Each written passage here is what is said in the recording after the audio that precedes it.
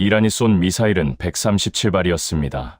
2026년 2월 28일 미국과 이스라엘의 대규모 공습에 맞서 이란 혁명수비대가 아랍에미리트를 향해 드론과 탄도 미사일을 동시에 퍼부었습니다. 저는 그날 아부다비에 있었습니다. 그리고 지휘소 화면에서 숫자가 올라가는 것을 직접 눈으로 봤습니다. 10발, 30발, 70발, 100발. 요격 성공 숫자가 멈추지 않았습니다. 최종 집계는 132발이었습니다. 요격률 96.4%. 저는 28년간 미국 방산 분석을 해온 사람입니다. 걸프전도 받고 이라크전도 현장에서 분석했습니다. 그리고 이것을 해낸 것은 제가 이류, 복제품이라고 불렀던 한국이었습니다. 그 전에 잠깐 누르는데 1초도 걸리지 않는 좋아요와 구독 버튼을 눌러주시면 영상 제작에 아주 큰 힘이 됩니다. 그럼 오늘의 사연 시작합니다. 제 이름은 브래드 콜턴입니다. 워싱턴 DC에 본부를 둔 민간 방산 싱크탱크의 수석 연구원입니다. 1998년부터 이 일을 시작했으니 올해로 꼭 28년째입니다. 미 공군 전력기획 고문으로 일했고 펜타곤 자문위원으로 수십 차례 회의실을 드나들었습니다. 제 이름으로 작성된 보고서가 미 의회 청문회에서 인용됐고 제 분석이 수십억 달러 규모의 무기 계약 방향에 영향을 미쳤습니다. 저는 그것을 자랑스럽게 여기며 살아왔습니다. 데이터만 믿고 수치로만 판단하고 실전으로만 검증하는 사람. 그것이 제가 스스로에게 붙인 이름이었습니다. 그리고 저는 한국방산을 믿지 않았습니다. 정확히는 믿을 근거가 없다고 생각했습니다. 재원은 그럴듯했고 수출 계약도 쌓여가고 있었지만 제 기준에서 실전 검증이 없는 무기는 숫자에 불과했습니다. 동료들 앞에서도 공개적으로 말했습니다. 천궁이는 사막의 먼지 속에서 제대로 작동이나 할지 두고 봐야 한다고. 그 말이 얼마나 오만한 것이었는지를 저는 2026년 2월 28일 밤에야 깨달았습니다. 제가 자라난 곳은 버지니아주 알링턴입니다. 포토맥 강 건너편으로 워싱턴 DC가 보이는 동네입니다. 아버지는 미 육군 대령 출신이었습니다. 어린 시절 저는 아버지의 군복 단추를 세며 잠이 들곤 했습니다. 아버지가 늘 하시던 말씀이 있었습니다. 전장에서만 진짜 무기를 알 수 있다. 그 말이 제 인생의 나침반이 됐습니다. 저는 군인이 되는 대신 무기를 분석하는 길을 택했습니다. 어떤 무기가 진짜이고 어떤 무기가 허상인지를 구분하는 일. 그것이 제 사명이라고 믿었습니다. 조지타운 대학교에서 국제안보학을 전공했고 존스 홉킨스 대학원에서 방위정책학 석사학위를 받았습니다. 졸업 직후 미 공군 전력기획처에 민간 고문으로 합류했습니다. 26살이었습니다. 젊은 나이였지만 저는 누구보다 빨리 배웠고 누구보다 냉철하게 판단했습니다. 동료들은 저를 가리켜 감정이 없는 분석기계라고 불렀습니다. 저는 그것을 칭찬으로 받아들였습니다. 감정은 판단을 흐립니다. 데이터만이 진실을 말합니다. 저는 그 신념을 28년간 한 번도 의심하지 않았습니다. 2010년대 중반부터 저는 아시아 방산 시장을 주목하기 시작했습니다. 한국, 일본, 인도가 급격히 방위산업을 성장시키고 있었습니다. 특히 한국의 성장세가 눈에 띄었습니다. K9 자주포, K2 전차, 그리고 천궁 방공 시스템, 수출 계약이 폴란드로, 아랍에미리트로, 사우디아라비아로 이어졌습니다. 수치만 보면 인상적이었습니다. 하지만 저는 단호했습니다. 실전이 없다. 그것이 제가 내린 최종 결론이었습니다. 아무리 재원표가 화려해도 아무리 수출 계약서가 두껍게 쌓여도 진짜 전쟁에서 피와 화약 냄새 속에서 작동하지 않은 무기는 저에게 아무 의미가 없었습니다. 저는 그 판단을 보고서에 그대로 썼습니다. 한국산 방공 시스템은 실전 미검증 상태이며 중동 환경에서의 운용 안정성은 미지수라고. 2026년 1월 저는 싱크탱크 본부로부터 중동 출장 지시를 받았습니다. 아랍에미리트와 사우디아라비아의 방산 도입 현황 점검이 공식 목적이었습니다. 하지만 솔직히 말씀드리면 제 속마음은 달랐습니다. 천궁이의 허점을 직접 확인하러 가는 길이었습니다. 현장에서 운용 실태를 들여다보면 반드시 문제점이 나올 것이라고 저는 확신했습니다. 출발 전날 밤 동료 제임스 워커에게 말했습니다. 가서 직접 확인해보겠다. 천궁이 사막 먼지 속에서 제대로 굴러가는지. 제임스가 웃으며 대답했습니다. 브래드, 당신은 이미 결론을 써놓고 증거를 찾으러 가는 거 아니야? 저는 그 말을 무시했습니다. 지금 생각하면 제임스가 옳았습니다. 2월 초 저는 아부다비에 도착했습니다. 아랍에미리트 공군의 방공 운용 담당 장교인 칼리드 알만수리 대령이 공항에서 저를 맞이했습니다. 키가 크고 다부진 체격의 남자였습니다. 눈빛이 조용했지만 그 안에 단단한 무언가가 있었습니다. 악수를 나누는 순간 저는 이 사람이 보통 군인이 아니라는 것을 직감했습니다. 칼리드 대령은 유창한 영어로 저를 안내하며 말했습니다. 콜턴 연구원, 우리 포대를 직접 보여드리겠습니다. 숨길 것이 없습니다. 저는 속으로 생각했습니다. 좋습니다. 하지만 저도 숨길 것이 없습니다. 제가 발견한 것은 그대로 보고서에 쓸 것입니다. 그날 오후 칼리드 대령의 안내로 천공이 포대 현장을 둘러봤습니다. 사막의 햇살이 자결하는 기지 안에 포대가 배치되어 있었습니다. 레이더 장비, 발사대, 지휘 차량, 모든 것이 예상보다 정돈되어 있었습니다. 운용 병사들의 동작이 절도 있고 빠르고 정확했습니다. 저는 최대한 냉정하게 살펴봤습니다. 트집을 잡으려 했습니다. 하지만 솔직히 말씀드리면 당장 눈에 띄는 문제점을 찾기가 어려웠습니다. 저는 그 불편함을 억누르고 노트에 적었습니다. 외관상 이상 없음, 단 실전 검증 필요. 그것이 제 첫날의 결론이었습니다. 저녁 식사 자리에서 칼리드 대령이 저에게 물었습니다. 콜턴 연구원, 솔직히 천공이에 대해 어떻게 생각하십니까? 저는 주저하지 않았습니다. 재원은 인상적입니다. 하지만 저는 실전 데이터 없이는 평가를 내리지 않습니다. 칼리드 대령이 잠시 저를 바라보다가 조용히 말했습니다. 그 기회가 생각보다 빨리 올 수도 있습니다. 저는 그 말의 의미를 그때는 이해하지 못했습니다. 그 무렵 중동 정세는 심상치 않게 흘러가고 있었습니다. 미국과 이란의 핵 협상이 3차례나 진행됐습니다. 협상 테이블에서는 미국 측이 이란의 핵 인프라의 완전한 물리적 해체를 요구했습니다. 단순한 가동 중단이 아니라 완전한 제거를 요구한 것입니다. 우라늄 농축 제로, 탄도 미사일 프로그램 제한, 후티 반군과 하마스 같은 대리 조직에 대한 지원 중단까지 이란은 국가주권 침해라며 강력하게 반발했습니다. 저는 뉴스를 보면서도 크게 긴장하지 않았습니다. 늘 있어왔던 외교 줄다리기라고 생각했습니다. 협상이 결렬되더라도 실제 군사행동으로 이어지는 경우는 드물었으니까요. 저는 틀렸습니다. 2월 26일 제네바에서 마지막 협상이 열렸습니다. 그리고 결렬됐습니다. 협상 테이블이 완전히 무너졌다는 소식을 저는 아부다비 호텔방에서 뉴스를 통해 접했습니다. 등줄기에 서늘한 기운이 흘렀습니다. 저는 칼리드 대령에게 문자를 보냈습니다. 협상이 결렬됐습니다. 상황을 어떻게 보십니까? 칼리드 대령의 답장은 짧았습니다. 대비 중입니다. 저는 그 2글자를 보며 처음으로 이것이 단순한 외교적 긴장이 아닐 수 있다는 생각을 했습니다. 하지만 그날 밤만 해도 이틀 뒤에 제 인생이 완전히 바뀔 것이라는 사실을 저는 상상조차 하지 못했습니다. 2월 27일 밤, 저는 좀처럼 잠을 이루지 못했습니다. 창밖으로 아부다비의 화려한 야경이 펼쳐져 있었습니다. 두바이 방향 하늘에서 유난히 많은 항공기 불빛이 이동하는 것이 보였습니다. 저는 그것이 군용기인지 민간기인지 분간하려 했지만 어두워서 알 수 없었습니다. 노트북을 열고 보고서 초안을 다듬으려 했지만 집중이 되지 않았습니다. 저는 결국 노트북을 닫고 아버지의 말을 떠올렸습니다.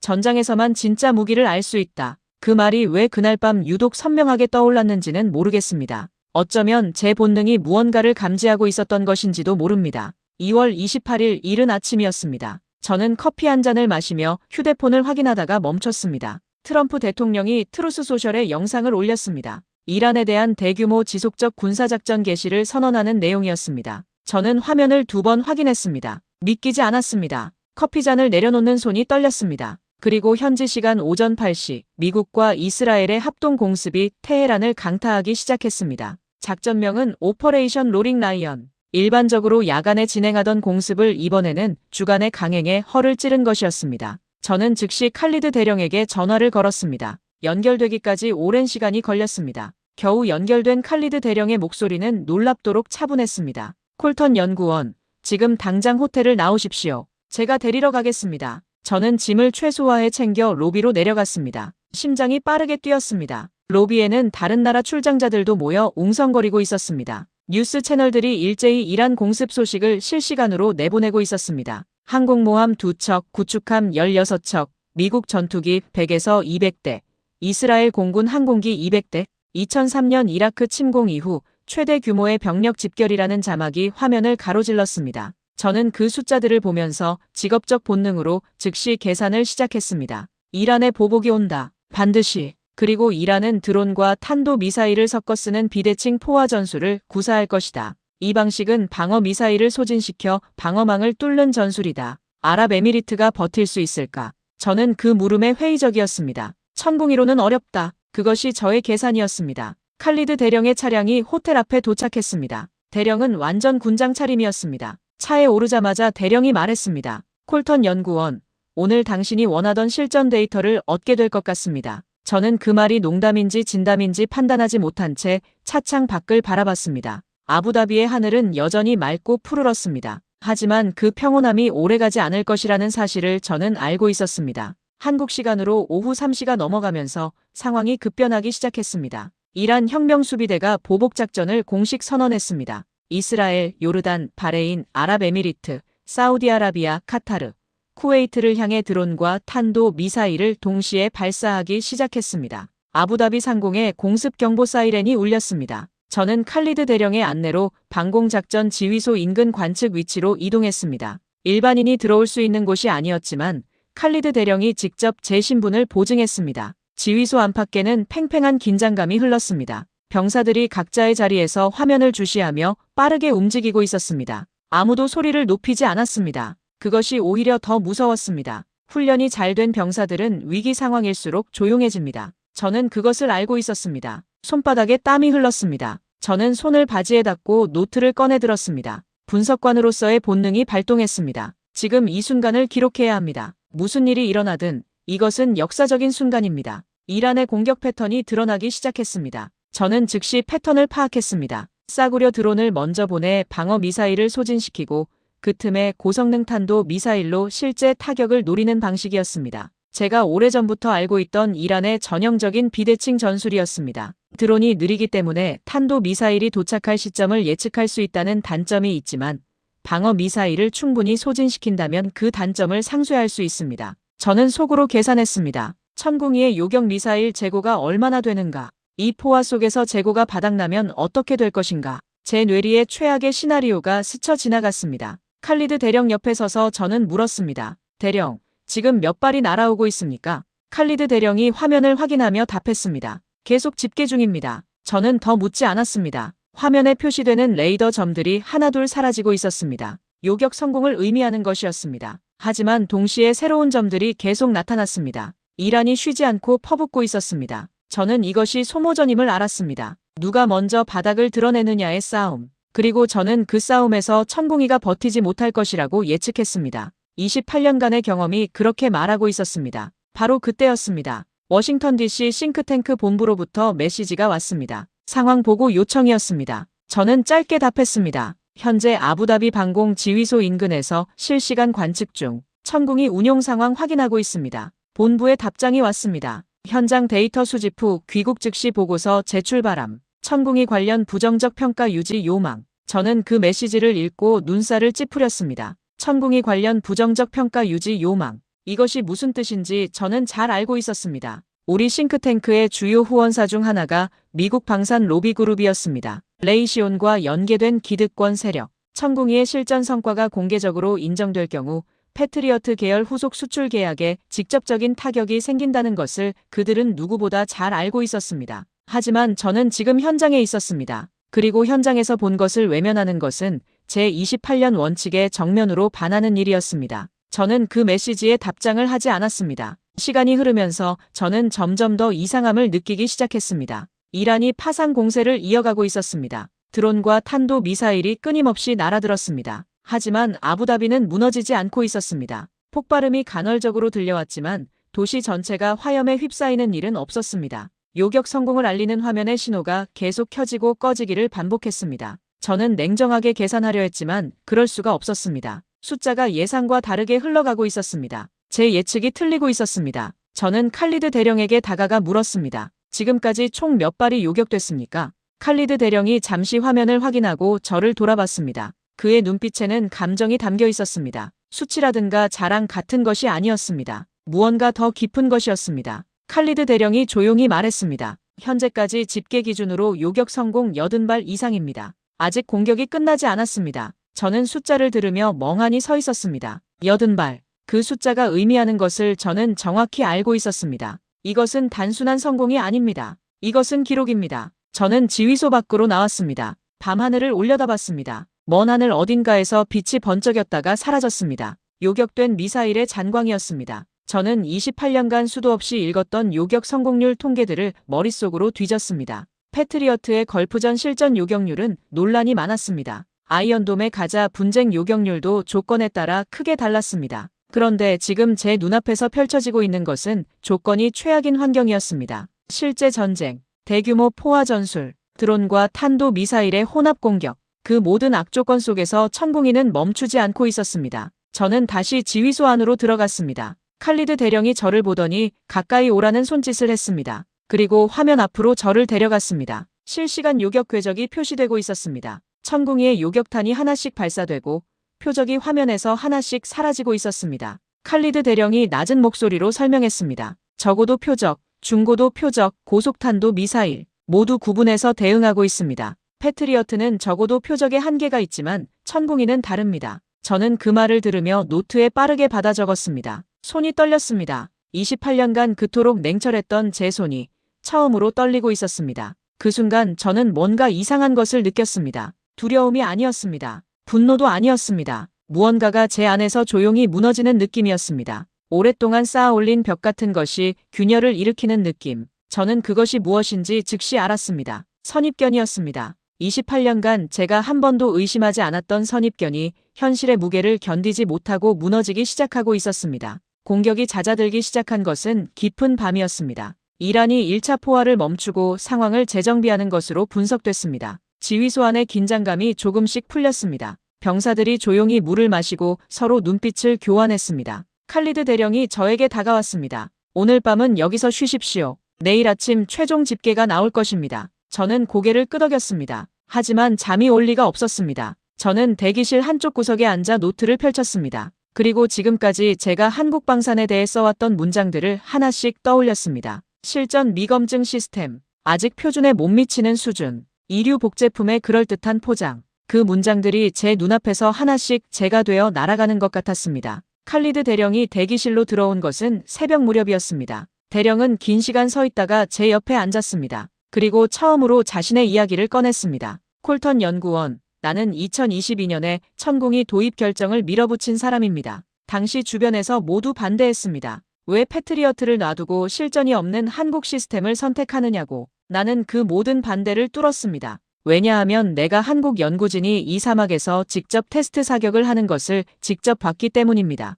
영하의 기온에서 섭씨 50도의 열사에서 모래폭풍 속에서 그 어떤 환경에서도 그들은 포기하지 않았습니다. 저는 그것을 보고 결정을 내렸습니다. 그리고 그 결정은 내 나라 사람들의 목숨을 건 결정이었습니다. 저는 칼리드 대령의 말을 들으며 아무 말도 하지 못했습니다. 목이 막혔습니다. 대령이 말을 이어갔습니다. 한국 엔지니어들이 마지막 사격 시험을 통과하던 날 밤, 그들이 어떻게 했는지 아십니까? 저는 고개를 저었습니다. 울었습니다. 30대 중반의 엔지니어가 사막 한가운데서 무릎을 꿇고 울었습니다. 나는 그에게 다가가 물었습니다. 왜 우느냐고. 그가 답했습니다. 우리 아버지 세대가 전쟁의 폐허에서 이 나라를 만들었습니다. 저는 이 무기로 다른 나라 사람들을 지키고 싶습니다. 저는 그 말을 듣고 이 시스템을 반드시 도입하겠다고 결심했습니다. 저는 칼리드 대령의 말을 들으며 눈이 뜨거워지는 것을 느꼈습니다. 28년간 감정을 배제하는 훈련을 해온 저의 눈이 처음으로 뜨거워졌습니다. 새벽이 지나고 동이 텄습니다.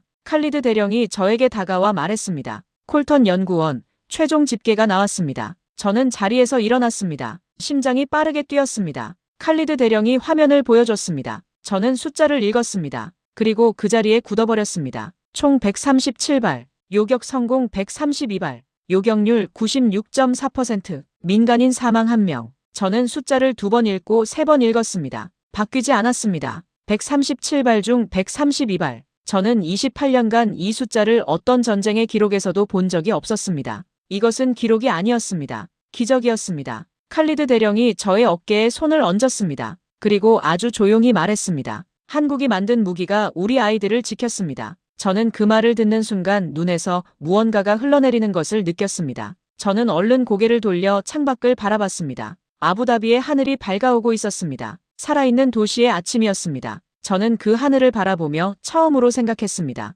한국은 언제부터 이렇게 된 것인가? 내가 무시하고 얕보고 이류 복제품이라고 불렀던 그 나라가 이 도시를 살려낸 것인가? 저는 대기실로 돌아와 노트북을 열었습니다. 워싱턴 DC 본부에서 보낸 메시지가 쌓여 있었습니다. 그 중에는 방산 로비 그룹의 핵심 관계자가 직접 보낸 것도 있었습니다. 내용은 간결했습니다. 보고서에 천공이 관련 긍정적 평가를 포함하지 마십시오. 패트리어트 후속 계약에 영향을 줄 수 있습니다. 저는 그 메시지를 읽으며 깊은 숨을 들이마셨습니다. 그리고 천천히 내쉬었습니다. 28년간 이 조직 안에서 저는 그들의 그늘 아래 있었습니다. 그것을 애써 모른 척 해왔습니다. 제가 쓰는 보고서가 순수한 분석이라고 믿고 싶었습니다. 하지만 지금 이 순간 그 믿음이 얼마나 허약한 것이었는지가 선명하게 보였습니다. 저는 답장을 하지 않았습니다. 저는 새 파일을 열었습니다. 제목을 입력하기 시작했습니다. 2026년 2월 28일 아부다비 방공 작전 현장 분석 보고서. 그리고 첫 문장을 썼습니다.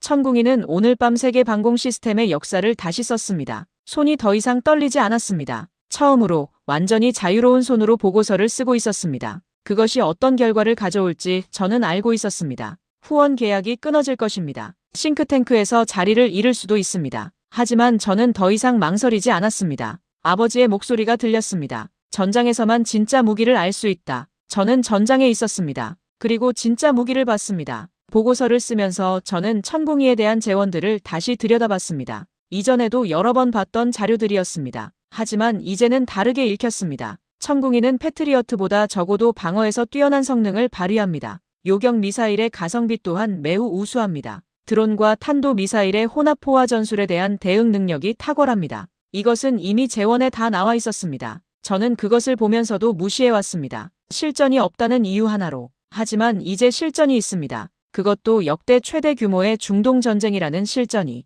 그리고 결과는 96.4%였습니다. 저는 보고서 작성을 멈추고 잠시 창밖을 바라봤습니다. 아부다비의 아침 햇살이 도시를 금빛으로 물들이고 있었습니다. 살아있는 도시. 그 도시 안에 살고 있는 수백만 명의 사람들. 어젯밤 137발의 미사일이 날아들었지만 이 도시는 살아남았습니다. 그 사람들 중에 한국이 자신들의 도시를 지켰다는 사실을 아는 사람이 얼마나 될까? 저는 그 생각을 하며 다시 자판을 두드리기 시작했습니다. 이 기록을 남겨야 합니다. 세상이 알아야 합니다. 제가 보고서를 완성해 독립적으로 발표한 것은 귀국 후 열흘이 지난 뒤였습니다. 싱크탱크 본부를 거치지 않고 직접 방산 전문 학술지와 주요 안보 매체에 제출했습니다. 반응은 즉각적이었습니다. 하루 만에 수십 개의 인터뷰 요청이 들어왔습니다. 방산 커뮤니티가 뒤집혔습니다. 현장에 있었던 분석관이 직접 쓴 기록. 96.4%라는 요격률. 이것은 더 이상 재원표의 숫자가 아니었습니다. 실전에서 피와 화약 냄새 속에서 검증된 수치였습니다.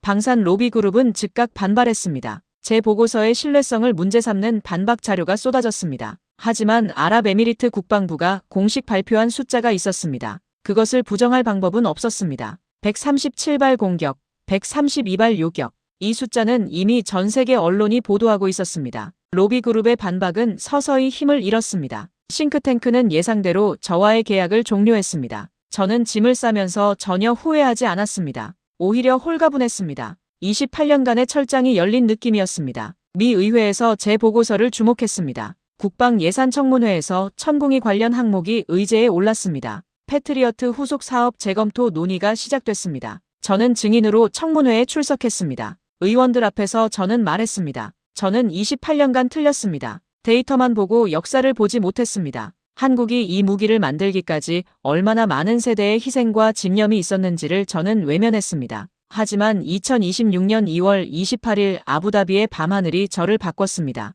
청문회장이 조용해졌습니다. 몇몇 의원들이 메모를 했습니다. 나토 동맹국의 방산 담당자들이 저에게 연락을 해오기 시작했습니다. 폴란드, 독일, 노르웨이, 캐나다 각국의 방공 시스템 도입 담당자들이 천궁이에 대한 심층 분석을 요청했습니다. 저는 그들에게 같은 말을 반복했습니다. 실전이 답입니다. 그리고 실전의 답은 이미 나왔습니다. 96.4%입니다. 독일 방산 담당 대령이 전화통화에서 말했습니다. 유럽에서 우리는 오랫동안 미국과 독일 시스템이 표준이라고 생각했습니다. 이번 사건은 우리가 틀렸을 수도 있다는 것을 처음으로 생각하게 만들었습니다. 저는 그 말을 들으며 아이러니를 느꼈습니다. 저도 불과 몇 달 전까지 똑같이 생각하고 있었으니까요. 중동 전역에서 한국 방산에 대한 관심이 폭발적으로 증가했습니다. 카타르, 쿠웨이트, 바레인이 천궁이 도입 검토를 공식화했습니다. 사우디아라비아는 추가 도입 협의를 시작했습니다. 이란의 공격을 받은 아랍 국가들이 한국산 방어 시스템의 실전 성능을 직접 목격한 뒤 내린 결정이었습니다.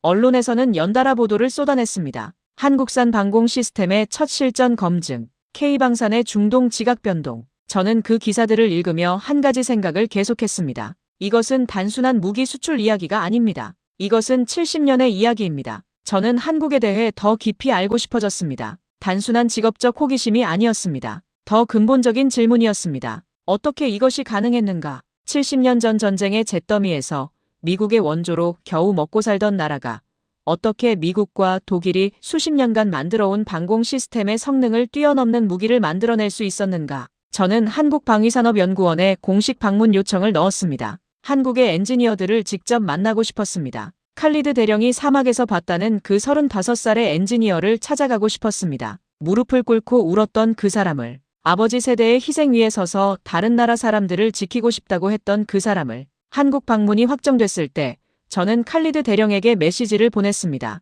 대령, 한국에 갑니다. 당신이 사막에서 봤다는 그 엔지니어들을 만나러 갑니다. 칼리드 대령의 답장이 왔습니다. 좋은 여정이 되기를 바랍니다. 그리고 한 가지만 기억하십시오. 그들은 자신들이 위대하다는 것을 모릅니다. 저는 그 메시지를 읽고 오랫동안 화면을 바라봤습니다. 자신들이 위대하다는 것을 모르는 사람들. 그것이 어쩌면 한국의 가장 큰 힘인지도 모른다는 생각이 들었습니다. 서울에 도착한 것은 2026년 봄이었습니다. 인천국제공항에 내려 처음 느낀 것은 놀라움이었습니다. 이 공항이 불과 수십 년 전에는 없었다는 사실. 이 나라가 전쟁의 폐허에서 이 모든 것을 만들어냈다는 사실. 공항 창밖으로 보이는 한국의 하늘은 맑고 청명했습니다. 저는 짐을 찾으며 생각했습니다. 나는 지금 어떤 나라에 와 있는 것인가? 아직 그 질문에 완전한 답을 갖고 있지 못한 채로 저는 한국 땅에 첫 발을 디뎠습니다. 방위산업연구원 방문 첫날, 저는 천공이 개발팀 엔지니어들과 자리를 마주했습니다. 예상보다 젊은 얼굴들이었습니다.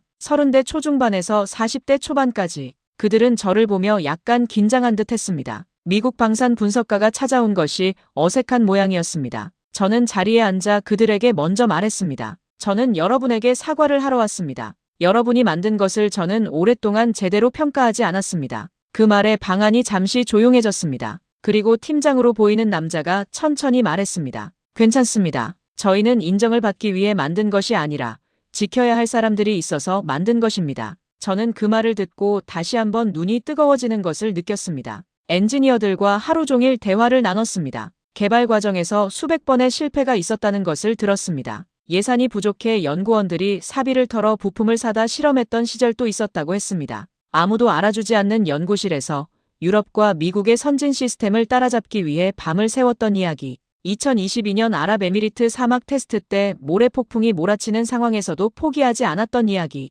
저는 그 모든 이야기를 들으며 노트에 받아 적었습니다. 단순한 기록을 위한 것이 아니었습니다. 잊고 싶지 않았습니다. 이 사람들의 이야기를. 저녁 식사 자리에서 팀장이 저에게 물었습니다. 콜턴 연구원, 한국을 어떻게 생각하십니까? 저는 잠시 생각하다가 답했습니다. 저는 한국을 전쟁에서 살아남은 나라라고만 생각했습니다. 그런데 이제는 다르게 생각합니다. 한국은 전쟁을 이기고 난 다음에도 계속 이기고 있는 나라입니다. 팀장이 웃으며 말했습니다. 우리는 진 것처럼 느낄 때가 더 많습니다. 저는 그 솔직함이 좋았습니다. 패배감을 가진 사람들이 어떻게 이런 무기를 만들어냈는가. 그것이 한국의 역설이자 힘이라는 생각이 들었습니다. 귀국 준비를 하던 날 밤, 저는 서울 도심에서 혼자 걸었습니다. 불빛이 가득한 거리를 걸으며 저는 생각했습니다. 70년 전 이곳은 잿더미였습니다. 아무것도 없었습니다. 그런데 지금 이 도시는 살아있습니다. 이 도시가 만들어낸 무기가 지구 반대편의 다른 도시를 살리고 있습니다. 저는 걸음을 멈추고 하늘을 올려다봤습니다.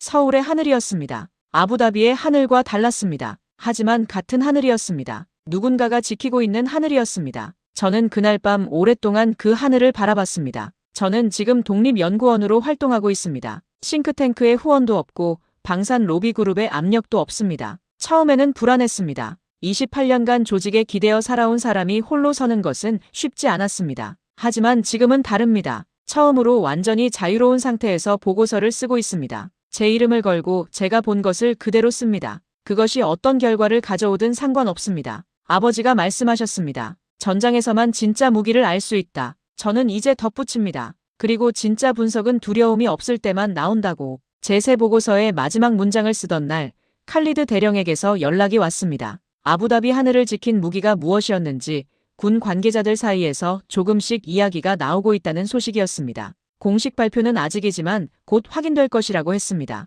저는 그 메시지를 읽으며 미소를 지었습니다. 세상이 곧 알게 될 것입니다. 아부다비의 하늘을 지킨 것이 한국이었다는 것을. 그리고 저는 이미 알고 있습니다. 두 눈으로 직접 봤으니까요. 저는 이 이야기를 여러분께 전하고 싶었습니다. 한국이 만들어낸 기적의 이야기. 70년간의 피와 땀과 집념이 쌓여 이룬 것들의 이야기. 우리 아버지 세대, 그리고 그 아들, 딸 세대가 포기하지 않고 만들어온 것들의 이야기. 저는 미국인입니다. 평생 미국의 힘을 자랑스럽게 여기며 살아왔습니다. 하지만 이제 저는 한 가지를 더 압니다. 위대함은 어디서든 자랄 수 있다는 것을. 잿더미에서도, 폐허에서도, 아무도 믿어주지 않는 연구실에서도 한국이 그것을 증명했습니다. 2026년 2월 28일 아부다비의 밤하늘에서 이 영상이 여러분께 작은 감동이 되었기를 바랍니다. 한국이 이룩한 것들, 그리고 그것을 가능하게 한 여러분의 아버지와 어머니 세대의 희생을 기억해 주십시오. 저는 브래드 콜턴입니다. 28년간 틀렸던 사람, 그리고 이제야 눈을 뜬 사람. 여러분이 이 이야기를 좋아하셨다면 좋아요와 구독 부탁드립니다. 한국의 이 놀라운 이야기를 더 많은 사람이 알 수 있도록 공유도 해주시면 감사하겠습니다. 댓글로 여러분의 생각도 꼭 남겨주세요. 끝까지 함께 해주셔서 진심으로 감사드립니다.